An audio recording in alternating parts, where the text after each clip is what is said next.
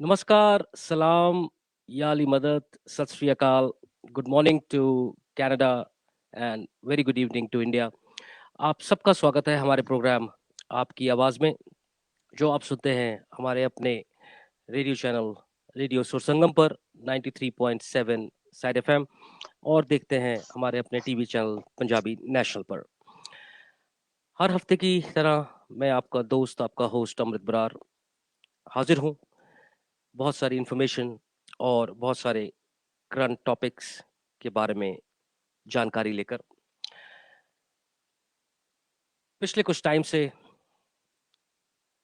भारत देश में एक जन आंदोलन जारी है और उस किसान जन आंदोलन के आसपास बहुत सारी चीज़ें ऐसी हुई हैं और बहुत सारे नए तथ्य ऐसे आए हैं जिसको देखकर मन दुखता है और एक ऐसी फीलिंग होती है कि ये क्यों हो रहा है, क्योंकि आंदोलन करना किसी भी शख्स का अधिकार है। एक डेमोक्रेसी में अगर उसको कोई चीज़ या कह सकते हैं कोई पॉलिसी या कोई ऐसा कार्य जो उसके हित में नहीं किया जा रहा, उसके खिलाफ अगर आवाज़ उठानी है तो प्रोटेस्ट का राइट है, एक पीसफुल प्रोटेस्ट का राइट है और वही इस समय भारत देश में चल रहा है। लेकिन इसके आसपास एक जो चीज़ और एक कह सकते हैं एक सब्जेक्ट या किसी ने एक बहुत अहम रोल निभाया है, वो है media. Media and social media. Social media एक ऐसा तथ्य सामने आया जिसने इस आंदोलन की रूपरेखा बदल के रख दी और लोग इस समय सोशल मीडिया को बहुत ज़्यादा फॉलो कर रहे हैं और उस पे अपने बयानबाजी कर रहे हैं। लेकिन एक्चुअली सोशल मीडिया क्या है? उसके उसके लॉज़ क्या हैं? किस हद तक आप सोशल मीडिया पे जा सकते हैं और उसके बाद कहाँ पे आपको रोक लगानी चाहिए अपने विचारों को प्रेज़ेंट करने के लिए? ऐसी बहुत सारे ग्रे एरियाज़ हैं जिसके बारे में हम लोगों को जानकारी नहीं है और हम इसी आवेश में, अपने गुस्से में कई बार या जब हम दुखी होते हैं तो हम बहुत कुछ ऐसा लिख देते हैं जो कि हमें नहीं लिखना चाहिए सोशल मीडिया पर या नहीं बोलना चाहिए मीडिया पर। तो इसके बारे में हम लोग आज बात करेंगे हमारे अपने बहुत ही renowned lawyer from supreme court of India जो दिल्ली में हैं, मिस्टर संजय चड्ढा जी। आइए मिलकर उनका स्वागत करते हैं। संजय जी, बहुत-बहुत स्वागत हमारे प्रोग्राम में। शुक्रिया अमृत भाई, बहुत-बहुत शुक्रिया आपका। और मैं जानता हूँ आप इस समय इतने डिमांड में हैं सभी टीवी और रेडियो चैनल्स को लेकर के थैंक यू सो मच, आप हमेशा हमारे लिए टाइम निकालते हैं। It is any time for you and ये मेरा सौभाग्य है कि आप मुझे याद करते हैं। मैं आभारी हूँ आपका। संजय जी, आपको इसलिए याद किया जाता है क्योंकि आपके जो विश्लेषण है या आप जो लोगों को जानकारी देते हैं वो बस हवा में नहीं होती है, उसका कुछ मीनिंग होता है और आप लोगों के बारे में सोचते हैं, तभी उनको आप सही सलाह देते हैं और तभी भारत देश के माने हुए टीवी चैनल्स, रेडियो चैनल्स आपके पास आते हैं ताकि आप उनको एक सही सलाह और सही सत्य के बारे में बता सकें। उसके लिए मैं आपका बहुत आभारी हूँ sir. Thank you very much Amrit भाई। आपका भी मैं आभारी हूँ कि आपने मुझे याद किया। बड़ा अच्छा लगता है, इसी बहाने मुलाकात भी हो जाती है आपसे। जी, जी सर। तो हम लोग बात कर रहे थे अभी संजय जी सोशल मीडिया के बारे में। 2 तथ्य बड़े उभर के आए हैं इस समय इस किसान आंदोलन के टाइम पे, मीडिया और सोशल मीडिया। मीडिया को आज हम डिस्कस नहीं करेंगे ज़्यादा क्योंकि वो बहुत लंबा और एक बहुत बड़ा एक सब्जेक्ट है। लेकिन सोशल मीडिया के बारे में हम लोग बात करते हैं और आपसे जानकारी लेते हैं जो कि मेरे ख्याल से हमारे लिसनर्स के लिए बहुत इम्पोर्टेंट है। जो लोग हमें इंडिया में सुन रहे हैं और देख रहे हैं उनके लिए भी और जो कनाडा में हमें देख रहे हैं, सुन रहे हैं, उनके लिए भी क्योंकि उनके फैमिली या उनके फ्रेंड्स जो इस समय हिंदुस्तान में हैं, उनके लिए जानकारी बहुत इम्पोर्टेंट रहेगी। इसी तर्ज पर अगले वीक मैं एक कैनेडियन जो हमारे अल्बर्टा के कैलगरी के एक लॉयर हैं, उनसे भी मैं बात कर रहा हूँ, और जो कैलगरी या अल्बर्टा या जो कनाडा के लॉ हैं उसको भी हम लोग डिस्कस करेंगे। लेकिन अभी हम लोग बात कर रहे हैं संजय चड्ढा जी से, जो कि एक रिनाउंड लॉयर हैं सुप्रीम कोर्ट ऑफ इंडिया में। संजय जी, सोशल मीडिया जो है उसमें कुछ चीजें कवर होती हैं, जैसे Twitter, Facebook, WhatsApp, Instagram, YouTube, इस तरह के जो ग्रुप्स हैं या सोशल मीडिया के जो टूल्स हैं। तो सबसे पहले मैं आपसे ये जानना चाहूंगा, क्या जिसके हाथ में भी सेलफोन है वो आजकल रिपोर्टर बना हुआ है, और वो जाकर वहां पर कहीं पे भी कुछ घटना होती है तो जाकर रिपोर्टिंग शुरू कर देता है। क्या हमें, सबसे पहले तो मैं ये आपसे जानना चाहूंगा कि क्या हमें ऐसे सोशल मीडिया के ब्लॉग्स पे विश्वास करना चाहिए कि नहीं? देखिए, ये एक बहुत हर व्यक्ति के ऊपर निर्भर करता है कि कैसा किस पे उसको विश्वास करना चाहिए और किसको नहीं करना चाहिए। वेरिफिकेशन करना बहुत नितांत आवश्यक है, क्या बात पहली है चीज। जी। इससे जो एक अहम बात है जो सबको मैं बताना चाहता हूं वो है कि भारत जो है, हमारा देश जो है, जी जिसे हम सब प्यार करते हैं, जी वो विश्व का दूसरे नंबर का देश है जहां पे सबसे ज्यादा जो है सोशल मीडिया का यूज होता है। जी चाइना नंबर 1 पे है और नंबर 2 पे हम आते हैं, और हमने जी देखा कि सबसे ज्यादा यूजर्स जो है वो जी हमारे देश में है।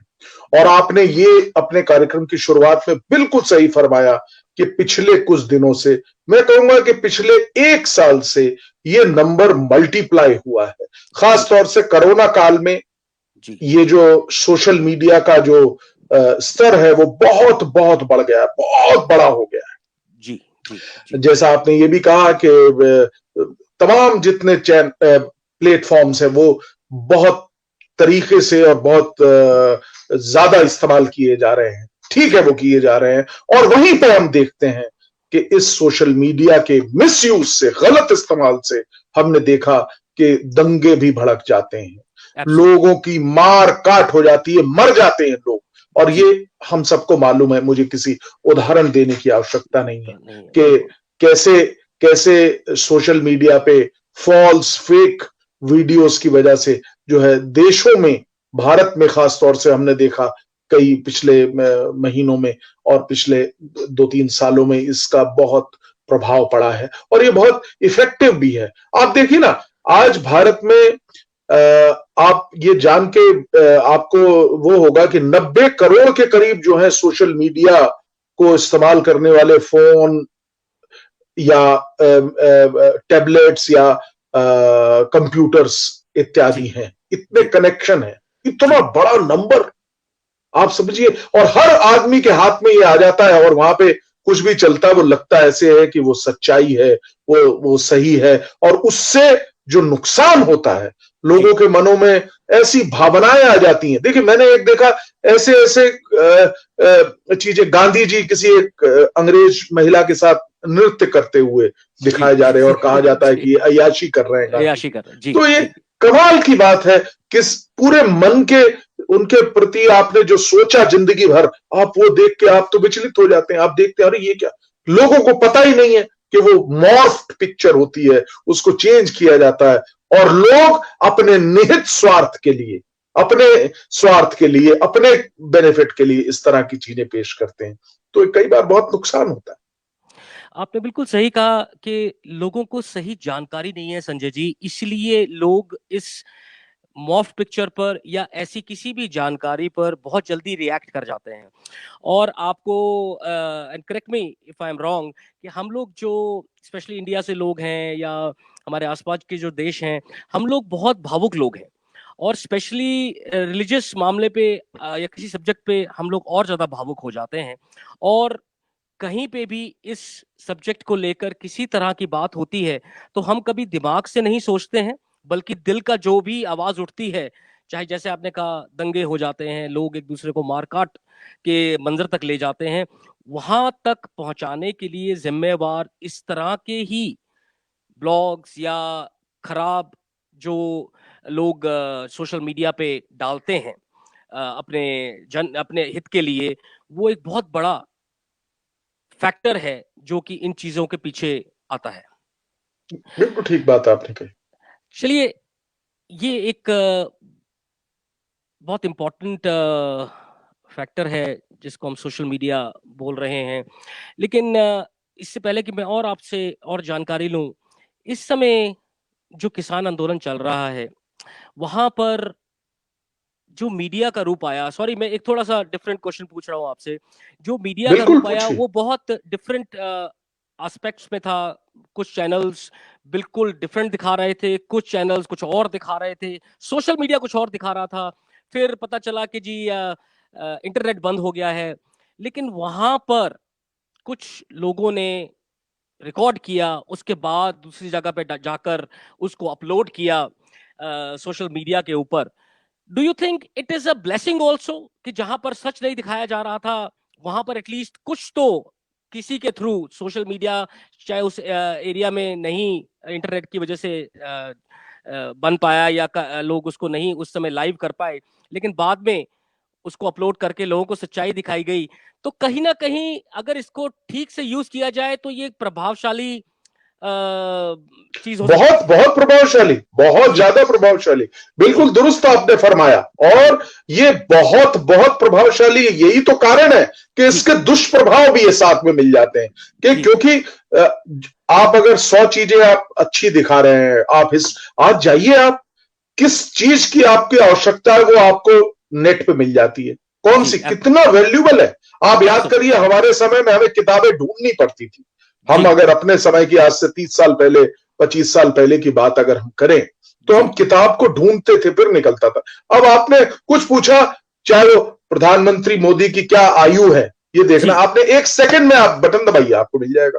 कोई भी, ये मैंने एक छोटा सा उदाहरण दिया आपको, कोई जी भी आप देख। एक बात, सबसे बड़ी बात तो ये हो गई कि आपको सारा सोशल मीडिया से क्या होता है। देखिए, पहले कोई न्यूज होती थी तो वो कोई इवेंट हुआ, उसकी न्यूज का प्रेस रिलीज होता था। मुझे याद है, जी आप जब स्पोर्ट्स खेलते थे, जी जी आपके जीतने के बाद आप वो प्रेस रिलीज बनता था, वो दे के आते थे, जी अगले दिन अखबार में छपता था।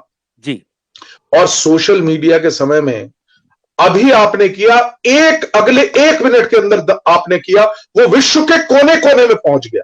कनाडा एब्सोल्युटली में भी पहुंच गया और भारत के एक छोटे से शहर में भी कोने में पहुंच गया। जी इतनी इसकी तीव्रता है, जी इसकी आवाज जो है, वो मुझे नहीं लगता कि इससे तेज कोई और चीज हो सकती है। तो ये जी एक बहुत ही बहुत बहुत बहुत महत्वपूर्ण चीज है, बहुत महत्वपूर्ण जी आयाम है। आज आप जी देखिए, मैं आपसे बैठे हुए कैसे बात कर पा रहा हूं। आप एब्सोल्युटली कनाडा में बैठे हैं, मैं इंडिया में बैठा हुआ हूं। उस समय हम, आपके यहां सुबह हो रहा है, मेरे यहां रात हो रहा है, लेकिन हम एक आमने सामने बैठे हुए बात कर रहे हैं। तो ये एब्सोल्युटली सब चीजें बहुत पॉजिटिव है। जी आज आप देखिए, मैं एक और पॉजिटिव बताना चाहता हूं। जी करोड़ों रुपए हम लोग, हमारी की सरकार खर्चती थी कार्यक्रमों में। विज्ञान जी भवन में जब कार्यक्रम होता है तो फूल जो लगते हैं ना, वही जी जी लाखों रुपए के आते हैं। वो जी सब कार्यक्रम अब प्रधानमंत्री पीछे 4 झंडे लगाते हैं और जी वहीं से बोल देते हैं। बोल देते कितने करोड़ों रुपए का हमारा इससे बचत हो रही है। तो जी ये भी एक बहुत पॉजिटिव एस्पेक्ट है इंटरनेट का। लेकिन एब्सोल्युटली आज का जो जिस पे हम लोग बात कर रहे हैं, मैं अब उस पे सीधे पहुंचता हूं प्लीज कि प्लीज क्योंकि मैं इधर उधर ना जाऊं, जी जी तो क्योंकि समय का भी वो है। तो देखिए, सबसे बढ़िया बात है कि ये एक बहुत बड़ी सामग्री हम सबको मिल गई है, एब्सोल्युटली सोशल मीडिया। अब जब सोशल मीडिया सामने आ जाता है तो इसका मिसयूज जो है, वो जी एक सबसे बड़ी सिरदर्द आज बनी हुई है, हेडेक एब्सोल्युटली जो है। बिल्कुल और अच्छा, लोगों को, बेचारों को, कई लोग ऑनेस्ट लोग हैं, जी उनको ये मालूम नहीं है। जैसे उनको कोई एक आया कोई वीडियो, वो जी उसको समझा फॉरवर्ड कि कर ये देते सत्य है, उसको फॉरवर्ड कर फॉरवर्ड दिया कर देते हैं। जी आपको एब्सोल्युटली कानून की व्यवस्था अगर मैं बताऊं, कानून की व्यवस्था ये है कि आप, चाहे वो आपके पास आया और आपने बगैर वेरीफाई किए हुए जी उसको अगर आगे भेज दिया और जी वो गलत है, जी और उससे किसी भी तरीके की क्षति होती है, हानि होती है, जी तो आप भी उतने ही लायबल हैं। तो इसका मतलब क्या हुआ कि आपको अपने आप को इस चीज को देखना होगा कि देखना कोई भी, बचाना होगा जी, आप कोई भी मटेरियल ऐसे बिना समझे आगे फॉरवर्ड मत करिए। संजय जी, मैं इसको कंटिन्यू रखूंगा, लेकिन मैं आपसे अब कुछ क्वेश्चंस की शुरुआत करना चाहूंगा ताकि लोगों को, हमारे लिसनर्स को सही जानकारी मिले। सबसे पहले आप हमें ये बताएं कि हिंदुस्तान में ऐसे कौन से लॉज हैं, ऐसे कौन सी धाराएं हैं जो कि अगर मैं एक गलत, दो दो दो पार्ट रहेंगे इस क्वेश्चन के, फिर मैं आपको डिस्टर्ब नहीं करूंगा ताकि आप जो जानकारी देंगे मैं उसमें आपको डिस्टर्ब ना करूं। पहला पार्ट ये रहेगा कि वो ऐसे कौन से लॉज हैं या ऐसी कौन सी धाराएं हैं जिसमें अगर मैं कुछ गलत पोस्ट करता हूं तो मुझे हानि हो सकती है या गवर्नमेंट या पुलिस की तरफ से मेरे पे कार्रवाई हो सकती है।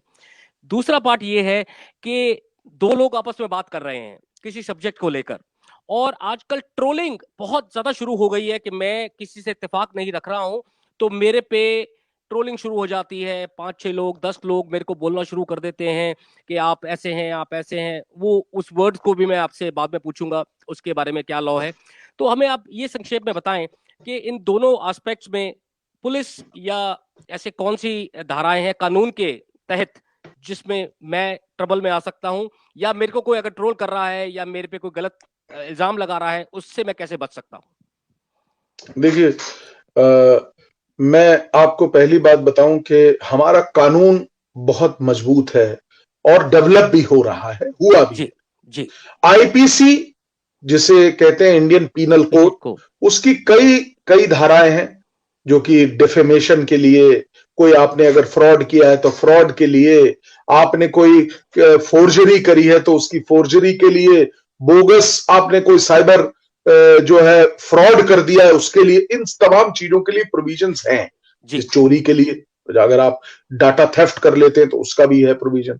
मैं आता हूं, एक तो ये हो गया आधारभूत ढांचा, आईपीसी के अंतर्गत पड़ा हुआ है, उसमें कई प्रोविजंस हैं, उनको अट्रैक्ट किया जा सकता है। पहली चीज, किसी को आप अगर किसी के खिलाफ कोई चीज लिखते हैं और उसको कोई और व्यक्ति पढ़ लेता है तो क्रिमिनल डेफेमेशन भी आईपीसी में दिया हुआ है, 499 और 500 सेक्शन है उसके आईपीसी में। इसके अलावा 2000 में जो इंटरनेट और रिलेटेड एक्टिविटीज हैं उनको लीगली रिकॉग्नाइज किया गया, आईटी एक्ट आया, इंफॉर्मेशन टेक्नोलॉजी एक्ट। ओके। अब क्योंकि लॉ का ऑब्जेक्टिव क्या होता है, लॉ क्यों बनाया जाता है? जब उसकी आवश्यकता पड़ती है, लोग विचलित हो रहे हैं और इस तरह के केसेस आए तो कानून बना के उसको रोका जाता है। 2008 में साइबर जो ये आईटी एक्ट है, इसमें एक चैप्टर ऐड करके और साइबर क्राइम की चीजें ऐड करी गई, जैसे कि, और वो मैं अब स्पेसिफिक आपको बताना चाहता हूं। सेक्शन 65 से लेके वो शुरू हो जाती हैं धाराएं, वो इंपॉर्टेंट है। सेक्शन 65 है, टेम्परिंग अगर आप कोई करते हैं कंप्यूटर में या उसके सोर्स डॉक्यूमेंट के अंदर, वो सेक्शन 65 है, जिसमें 3 साल की सजा का है प्रावधान और 2 लाख रुपए की व्यवस्था है, 2 लाख रुपए का जुर्माना लग सकता है। हैकिंग की एक सेक्शन 66 है, अगर आप हैकिंग करते हैं। इसी प्रकार से पोर्नोग्राफी से रिलेटेड अगर कोई चीज आ जाती है तो वो भी आपके लिए पनिशेबल है। इसी प्रकार से आप कोई गलत चीज पब्लिश करते हैं, कोई पोर्नोग्राफी हो गया, वो 67 सेक्शन है। 66 सेक्शन बहुत अहम है। देखिए, डेवलप होता रहा, बीच में एक जजमेंट आया जिससे 67A का सेक्शन जो था उसको हटा दिया गया। उस पर मैं ज्यादा तवज्जो नहीं देना चाह रहा हूं। अनऑथराइज्ड कोई पब्लिश आप कर देते हैं, इसके लिए आप ऑथराइज नहीं है, आपने वो पब्लिश कर दिया, किसी को हार्म हो गया, तो वो ये सारी दफाएं, धाराएं दी हुई हैं और 3 साल से लेकर और 10 साल तक की सजा का। और ऐसे अगर देशद्रोह है, कोई अगर टेररिज्म की बात हो जाती है, साइबर टेररिज्म जिसे कहते हैं, उस तरह का अगर कुछ होता है तो आप स्तब्ध रह जाएंगे। ताउम्र की सजा का भी व्यवस्था इस साइबर कानून के अंतर्गत की गई है। आईपीसी है जी, आईपीसी के in addition to IPC cyber कानून आईटी एक्ट के अंतर्गत कोई भी आपके फॉल्स डिजिटल सिग्नेचर बना लेता है, 73 सेक्शन में आप फंस जाएंगे। तो ये तमाम प्रोविजन हैं जी। अब व्यवस्था यह है कि जो व्यक्ति उसको प्रोपोगेट करता है, जो व्यक्ति उसको पब्लिश करता है, वो उसके लिए लायबल होगा। अब एक कोई, मैं जो जनमानस के लिए जो बात करना चाहता हूं, जो मैं आपके माध्यम से एक साधारण व्यक्ति को बताना चाहता हूं, जो सबको पता होनी चाहिए कि लेट्स से एक फेक और फॉल्स या फर्जी वीडियो आता है, जी वीडियोस बहुत बन गए। देखिए कितने दुखदाई बात भी बीच में निकलती, जो हुआ ही नहीं इवेंट उसके वीडियो बन जाते हैं। भी जाते हैं, हमने बिल्कुल। देखा ये, हाँ। और ऐसे घटिया किस्म के किसी एक संप्रदाय के खिलाफ कोई हीन भावना फैलाने का हो, मतलब तमाम है, मैं उनमें अंदर नहीं जा रहा हूं। बिल्कुल फर्जी बिल्कुल, वीडियो जी एक जी आया, जी, बिल्कुल बिल्कुल जी। वो फर्जी वीडियो, अच्छा उसके पीछे पूरा तंत्र है, उसके पीछे लोग हैं जो अपने हित के लिए ये करते हैं। करते हैं, वो बिल्कुल। आपका वीडियो, और सबसे बड़ी इंपॉर्टेंट बात मैं आपसे बताऊं, जब ये फर्जी वीडियो आया, आपको मिला, आपका मतलब एक साधारण आदमी, लेट से मुझे मिला, जी मैंने देखा, अरे माय गॉड, तो मैंने उसका संज्ञान लिया और उसके बाद मैंने उठाया सीधे अमृतपाल जी को, ये लीजिए साहब आपको भेज दिया। जी। तो यहां पे जैसे ही मैंने आपको भेजा, मेरे द्वारा भी ऑफेंस हो गई, मैं, अच्छा, जबकि मैंने तो कुछ किया ही नहीं, किया ही लेकिन नहीं। मैं भी इसके लायबल हूं। मद्रास हाईकोर्ट का एक जजमेंट है जो अभी तक पढ़ा जाता है, जिसको अभी भी फॉलो किया जाता है। अच्छा, नंबर एक। अब आप अगर इसमें आगे हम जाते चले, आर्टिकल इसका एक जो उद्देश्य जो है भारत के अंतर्गत जी कानून की व्यवस्था जो है, हमको अगर हम अपना कॉन्स्टिट्यूशन देखें, आर्टिकल 19 है हमारा, जी 19, जो कि सब लोगों को, आर्टिकल 19 जो है freedom of speech and expression, हर व्यक्ति जी, को बोलने की आजादी देता है। बिल्कुल। लेकिन आर्टिकल 19(2) है जी, जो रीजनेबल रिस्ट्रिक्शन लगाने का अधिकार सरकार को देता है। अच्छा, आप अगर मैं, हाँ, आपको बोलने का अधिकार है, लेकिन मैं किसी भी तरीके से आपको कोई बेइज्जत नहीं कर सकता हूं, मैं कोई आपके डिफेमेशन नहीं कर सकता हूं, मैं सरकार के खिलाफ गलत बात नहीं कह सकता हूं, देशद्रोह की बात नहीं कर सकता हूं। मैं विदेश में, हमारे जो विदेश हैं, जैसे कोई और स्टेट है, नेबरिंग स्टेट है या कोई भी स्टेट है, उससे हमारा रिलेशनशिप अच्छा है, उसके विरोध में नहीं बोल सकता हूं। ऐसे कई चीजें, पब्लिक ऑर्डर, डिसेंसी, मोरालिटी, इसके खिलाफ मैं नहीं लिख सकता। ये रीजनेबल रिस्ट्रिक्शन सरकार लगा सकती है, ये कानून की व्यवस्था है। लेकिन आप एक बात बताएं, आपने अभी देशद्रोह की बात करी, ऐसी कौन सी हाँ, चीजें हैं जो देशद्रोह में आती हैं? मतलब कि मैंने अगर एक सवाल पूछा कि ये सरकार ने ये जो काम किया है ये ठीक नहीं है, क्या ये देशद्रोह में आता है?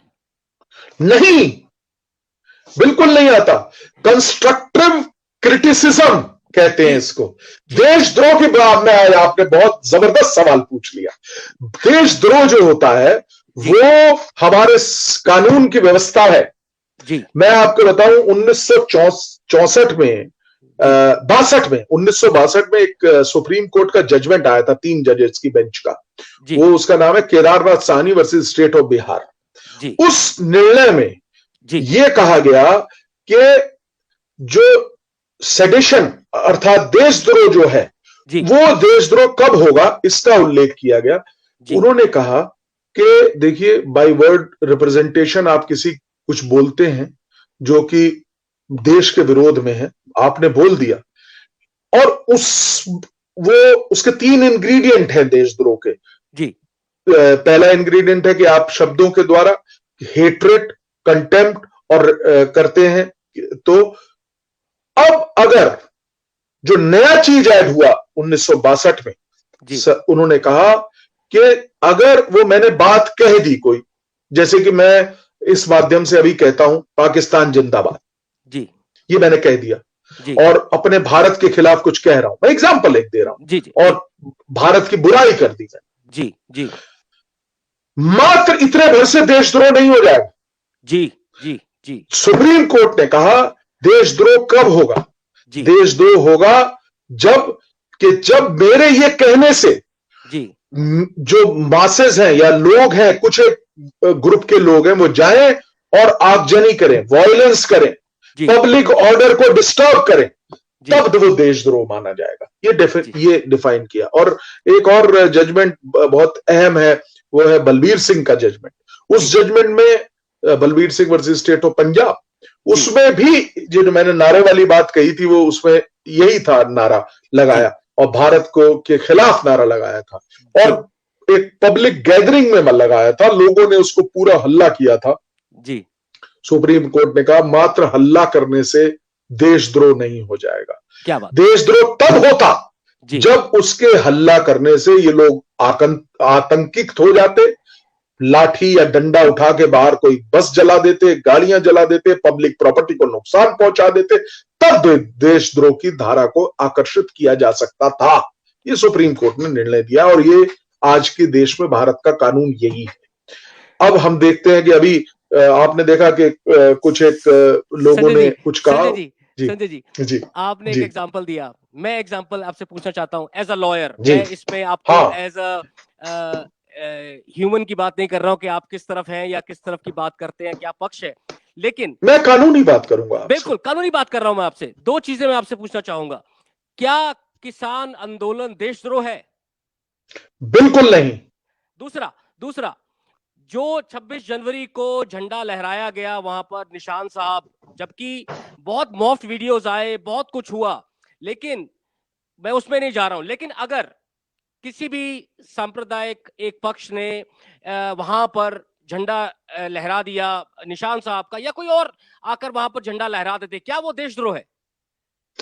मैं कहूंगा कि देखिए, निशान साहब का कानून के हिसाब से निशान साहब को अगर वहां पे फहराया गया, वहां क्या कहीं पे भी फहराया जा सकता है पूरे देश में।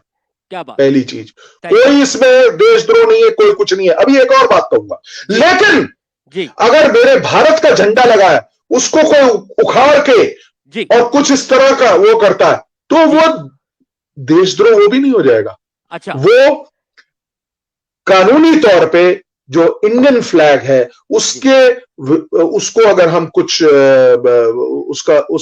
उसका अपमान करते हैं, तो निरादर करते हैं, अपमान करते हैं, तो उसकी ऑफेंसेस के तहत वो होगा। निशान साहब को तो मैं कहीं पे भी फहरा सकता हूं, कोई नहीं रोक सकता। जी।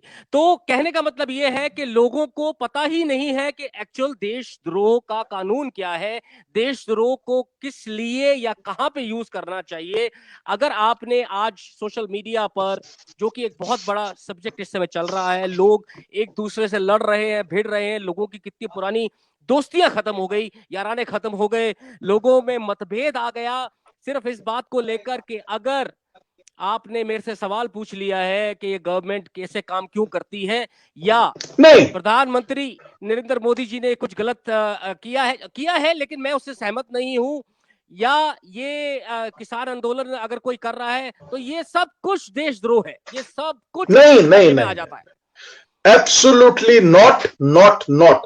आप जो कानून की व्यवस्था है वो ये है कि जब भी आपका कोई भी, अगर ये तो डेमोक्रेसी का सबसे महत्वपूर्ण बात है, डेमोक्रेसी को सक्सेसफुल करने का सबसे इंपॉर्टेंट, वाइब्रेंट डेमोक्रेसी तभी होगी जब हम सवाल पूछ सकें, जब हम पूछें कि साहब आपने ये क्यों किया, इसमें क्या खूबी है। यही तो डेमोक्रेसी है जी। जो गवर्नमेंट है by the people, for the people, of the people है। ये ऐसा नहीं है कि किसी एक पर्टिकुलर व्यक्ति की है। और यही हमारे और यही कारण है, आप देखिए ना, जो आज की सरकार है ये 12 राउंड की बातचीत क्यों कर रही है। अगर ये देशद्रोह होता तो वो बात ही नहीं करते जी। देशद्रोह है नहीं बिल्कुल भी। और ये तो बिल्कुल मतलब ये सवाल ही मेरे ख्याल से तो मैं ये कह अजीब सा है संजय जी कि ये एक निजी, लोगों की एक निजी प्रतिक्रिया है, उनका एक निजी सोच है जो ये दूसरों पे थोपते हैं। जो भी आपको ट्रोलिंग मिलती है या इस तरह के आपको ब्लॉग्स दिखते हैं कि ये सब देशद्रोह है, और इसके अंदर आपको गाड़ दिया जाता है कि इस इंसान ने वहां पर ये बोला देशद्रोह, ऐसा क्वेश्चन किया देशद्रोह, ऐसा पूछ लिया यू आर एंटी नेशनल। मैं ये समझ नहीं पा रहा कि पढ़े लिखे लोग भी आज इस झांसे में फंसे हुए हैं किस लिए कि आपने सवाल क्यों पूछ लिया, जबकि डेमोक्रेसी का जो आपने बोला कि सबसे बड़ा तथ्य यही है कि आप सवाल पूछ सकते हैं, आप सवाल पूछ सकते हैं। अगर आप सवाल पूछ ही नहीं पाएंगे तो आप डिक्टेटरशिप में आ गए ना, तो आप डेमोक्रेटिक कहां रह गए। डेमोक्रेसी का मूलभूत सिद्धांत है ये, और इसी की वजह से डेमोक्रेसी वाइब्रेंट डेमोक्रेसी बनती है। नहीं तो डेमोक्रेसी आपकी जिसे कहेंगे ना खुटतल डेमोक्रेसी हो जाएगी, अगर आपको बोलने का मौका ही नहीं दिया जाएगा। आप अगर जानकार, और इसीलिए तरह तरह के एक्ट आए हैं। आरटीआई का एक्ट एक डेमोक्रेसी को स्ट्रांग करने के लिए। आरटीआई में आप क्या करते हैं, पूछते ही तो है। जी आप पूछते हैं कि इसका क्या कारण है, इसके लिए जी क्या किया, ये जो आपको काम करने को दिया था सरकार, जी आपने ये क्या किया, इसमें पर्टिकुलर नाली बनाने को दी थी, सड़क बनाने को दिया था, कितना रुपया लगा, जी हर चीज आप आरटीआई में पूछ सकते हैं। पब्लिक ऑफिसर जो है, पब्लिक अथॉरिटी, वो बाध्य है आपके बातों का जवाब देने का। क्या बात है संजय जी। अगला सवाल आपसे, कोई भी इंसान मेरे को, दो पार्ट में पूछूंगा आपसे। पहला सवाल कि अगर कोई भी इंसान या ग्रुप या ऐसे लोग जो मेरे को, मैं अपने को एग्जांपल लेके चलता हूं, या कोई भी ऐसे इंसान को तंग कर रहे हैं, सवाल पूछने पे तरह तरह के इल्जाम लगा रहे हैं, क्या मैं इसकी रिपोर्ट कानून के माध्यम से कहीं कर सकता हूं? दूसरा, अगर मुझे लगता है कि ये कहीं पे गलत हो रहा है, ठीक है ना, क्या मैं उसकी रिपोर्ट किसी के थ्रू कानून के माध्यम से कर सकता हूं कि नहीं? 100% कर सकते हैं। जी कहीं पे भी जी अगर आप आपको जैसा आपने सवाल में पूछा, अगर जी आपको लगता है कि कोई भी व्यक्ति आपको परेशान कर रहा है और इस तरीके से आप पे ये लगा रहा है कि ये ट्रोल कर रहा है या कुछ भी कर रहा है, और आप जी उससे परेशान है। आहत हो गए हैं, परेशान हो गए हैं, तो जी आपके पास पूरा अधिकार है, मौलिक अधिकार है, जी यानी कि आपका ये लीगल राइट भी है, जी फंडामेंटल राइट भी है। आप जाइए, आपको पुलिस में शिकायत कर सकते हैं, और अच्छा तमाम धाराएं हैं, एक्सेप्ट जहां पे कि वो लॉ के, जैसे मैंने अभी आपको आर्टिकल 9 की एक्सेप्शन बताई, जी 19 की एक्सेप्शंस बताई, जी public order, decency, morality, foreign state के साथ रिलेशन, भारत की अपनी उसके रिलेशन, डिफेमेशन, किसी को आप डिफेम कर रहे हैं, वो भी जी नहीं कर सकते हैं आप। और अगर कोई ऐसा व्यक्ति करता है तो आप इसकी शिकायत कर सकते हैं आईपीसी के तहत, साइबर क्राइम जो कि आईटी एक्ट है, सेक्शन 65 से 72-73 तक ये प्रोविजन दिए हुए हैं। और पुलिस, जो कि इंडियन पुलिस है, कहीं की भी किसी भी प्रदेश की हो, वो इसको रिपोर्ट दर्ज करने में आपको मना नहीं कर सकती, राइट? नहीं कर सकते, बिल्कुल नहीं। अगर आपके पास प्रूफ है, प्रूफ और है। अगर पुलिस मना करती है, जी पुलिस, अब देखिए प्रूफ तो होगा ही ना, जी जब तभी होगा तो आएगा इनका। सोशल मीडिया आप फौरन से निकाल लीजिए। और जी अगर पुलिस मना करती है, एक पैसे के लिए भी, एक अगर परसेंट मान लेता हूं, पुलिस मना करती कि नहीं भाई साहब कोई केस नहीं बना, then you have a right to go to the court. Court में जी जाके सीधे आप मजिस्ट्रेट के आगे अपनी शिकायत रख दीजिए, और अच्छा मजिस्ट्रेट जो है उसको इन्वेस्टिगेट कर, खुद भी कर सकते हैं, और पुलिस को भी हुक्म दे सकते हैं, पुलिस को भी आदेश दे सकते हैं कि इस पे इन्वेस्टिगेट करिए। आप ये जो सारी इंफॉर्मेशन सुन रहे हैं, ये एक ऐसे इंसान के पास से आ रही है जो कि एक बहुत ही रिनाउंड लॉयर हैं। पूरे हिंदुस्तान में इनका नाम है, और हिंदुस्तान के जाने माने चैनल्स इनकी सलाह और इनके जो विश्लेषण है उनको अपने चैनल्स पे डालते हैं। अगर आपको कोई भी सलाह या कोई भी इस तरह की प्रॉब्लम आप फेस करते हैं, तो आप संजय जी से हमेशा बातचीत कर सकते हैं। मैं इस अपने प्रोग्राम के एंड में उनसे ईमेल आपको एड्रेस लेके दूंगा, उनका जो उनका वेबसाइट है वो आपसे हम लोग शेयर करेंगे, ताकि आप को किसी भी तरह की प्रॉब्लम हो, कोई भी आपको तंग कर रहा है या आप किसी चीज से परेशान हैं जो कि सोशल मीडिया से रिलेटेड है, तो प्लीज आप इनसे जरूर कांटेक्ट करें। संजय जी, मैं आपसे सेकंड पार्ट जो जानना चाहूंगा, जो अभी एक ट्वीट की बात करते हैं, रिहाना ने या किसी और इंसान ने बाहर से ट्वीट किया कि ये आप ऐसा क्यों हो रहा है, लोग इस पे ध्यान क्यों नहीं दे रहे हैं, उसका एक बहुत ही डिफरेंट वर्जन, अगेन क्योंकि सोशल मीडिया से रिलेटेड है इसलिए मैं आपसे पूछ रहा हूं, कि उसका एक बहुत डिफरेंट वर्जन लोगों ने उसको डाल दिया कि ये बाहर के लोग हैं जो हमारे इंटरनल मामले में दखल अंदाजी कर रहे हैं, और ये एक देशद्रोह है। क्या ये जो उसको फेवर कर रहा है वो देशद्रोही है? क्या कानून के तहत कहीं पर यह लिखा हुआ है कि कोई भी इंसान, ऐसे तो यहां से भी बहुत सारे, हिंदुस्तान से भी किसी और देश के अंदर कभी इलेक्शन जीता जाता है या कुछ और ऐसी घटनाएं होती हैं, उसकी निंदा, आलोचना या फिर उसकी प्रशंसा की जाती है, तो क्या वहां के लोग भी इसको देशद्रोह बोल सकते हैं, जैसे हमारे हिंदुस्तान में इस तरह की चीजों को, इस तरह की ट्वीट्स को, इस तरह के जो भी वाक्य उस ट्वीट में यूज करे गए कि वो देशद्रोह है, कि ये सब लोगों की अपनी एक अंदरूनी चीज है जो उन्होंने दूसरों पे थोप दी? मैं सिर्फ कानून नहीं की बात कर ऐसा, रहा हूं। हाँ कानून की व्यवस्था ये है। देखिए मैंने जैसे आपको बताया, उसकी इम्प्लीकेशन, उसने क्या लिखा है, उसके तथ्य क्या हैं, जी अंतर्राष्ट्रीय स्तर से उन्होंने किया है तो उसके क्या तथ्य हैं, किस कदर उन्होंने लिखा। कोई भी अगर इस तरह का करेगा, तो मैं एक और आपको बताना चाहता हूं कि एक ट्रांसपेरेंसी रिपोर्ट भी ये जो कंपनियां हैं फेसबुक ट्विटर, इनको जारी करनी होती है। मेरे पास एक रिपोर्ट में अभी कुछ दिन पहले पढ़ रहा था, जी आपको जान के ये लगेगा कि फेसबुक ने 3 मिलियन से ज्यादा, ट्रांसपेरेंसी रिपोर्ट में उन्होंने लिखा था, 3 मिलियन से ज्यादा जो पोस्ट्स हैं उनको जी रिमूव कर दिया था। जी आप भी देखते होंगे, कई अगर कोई डेंजरस या गलत, गलत का मतलब कोई ऐसी जो कि थोड़ी सी मन को डरा सकती है, ऐसी कोई रिपोर्ट या जी ऐसी कोई न्यूज या कुछ ऐसा कार्यक्रम अगर फेसबुक पे डलता, तो फेसबुक अपने आप उसको रोक देता है और लिखा होता है कि भाई ये थोड़ी सी भयभीत करने वाली है, अगर जी आप फिर भी देखना चाहते हैं तो देख लीजिए। जी उस पर एकदम नहीं दिखता है। जी तो कहने का भाव यह है कि ये अपने आप भी, ट्विटर ने भी अपने आप, और इसके अलावा एक और बात मैं और बताना चाहूंगा, वो ये है कि जैसे कई गलत ट्विटर अकाउंट भी है, इसमें कोई दो राय नहीं है। जी अभी बिल्कुल। दिल्ली पुलिस ने कुछ एक ट्विटर अकाउंट्स जो है, पाकिस्तान के ट्विटर अकाउंट्स यहां बताए हमको जी कि भाई ये चले और ये देश के विरोध की बात कर रहे हैं।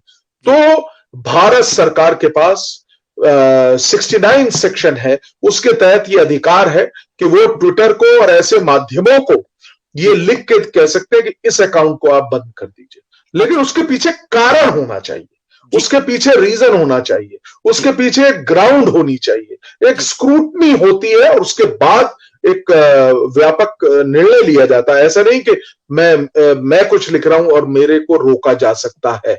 यस, अगर मैं देश जिस एकदम गलत तथ्य से लोगों को भड़काने की बात कर रहा हूं और जिससे पब्लिक ऑर्डर और डिसेंसी और खराब होने का डर है, तो मुझे वो कारण बता के उसको रोका जा सकता है। जी सरकार के जी पास ये पावर है। जी जी जी जी। तो मेन क्रक्स इस समय संजय जी ये है कि अगर मैं किसी भी इंसान से या किसी भी ऐसे ग्रुप से या ऐसे कुछ लोगों से परेशान हूं जो कि मेरे को ट्रोल करते हैं या मेरे को हानि पहुंचाने की कोशिश कर रहे हैं मेंटली, लॉ है हिंदुस्तान में कि मैं जाकर उसकी शिकायत सौ कर सकता हूं। परसेंट बिल्कुल फर्जी वीडियो हमने देखा है कि कई मॉर्फ वीडियोस जो हैं, कई मैंने अपने खुद अध्ययन से और खुद केसेस हैंडल ऐसे भी किए हैं जहां जी पे किसी बालिका को, किसी महिला को बेचारी का मॉर्फ वीडियो बना के ब्लैकमेल करने का ब्लैकमेल प्रयास किया किया गया। गया। जी तो इस जी तरह के हमने देखे हैं, ऐसे हमने जी देखे हैं और जी उनके खिलाफ सख्त कार्रवाई होती है। और हमारी कानून की व्यवस्था सुप्रीम कोर्ट ने बनाया हुआ है कि इस तरह के केस को बहुत तेजी से और तत्परता से पुलिस को इन केसेस को हैंडल करना पड़ेगा। बहुत बढ़िया। दूसरा ये कि अगर इस तरह के मॉफ्ड वीडियोस या भड़काऊ जो भी फेसबुक पे या सोशल मीडिया पे कहीं पे भी इस तरह के ब्लॉग्स आते हैं, तो क्या पुलिस या गवर्नमेंट के पास, जो आपने अभी क्लियर किया, ऐसे लॉज हैं जिससे कि वो उनको हटा सकती हैं, उनको रिमूव बिल्कुल कर सकती हैं? तो यहाँ पर एक बहुत बड़ी बात है कि सोशल मीडिया आप के ऊपर डिपेंड करता है, आप उसको कैसे यूज करते हैं। इसको मिसयूज बिल्कुल मत करें, इसको मिसयूज मत करें। एब्सोल्युटली ये जी एक बहुत बढ़िया हथियार है हमारे पास, जिसको हाँ हम बहुत अच्छी तरह से पॉजिटिव वे से यूज कर सकते हैं, लोगों तक अच्छी बातें पहुंचा सकते हैं, लोगों को जागरूक कर सकते हैं। लेकिन बिल्कुल please don't use it as a bad factor, as a thing which can create hatred among each other.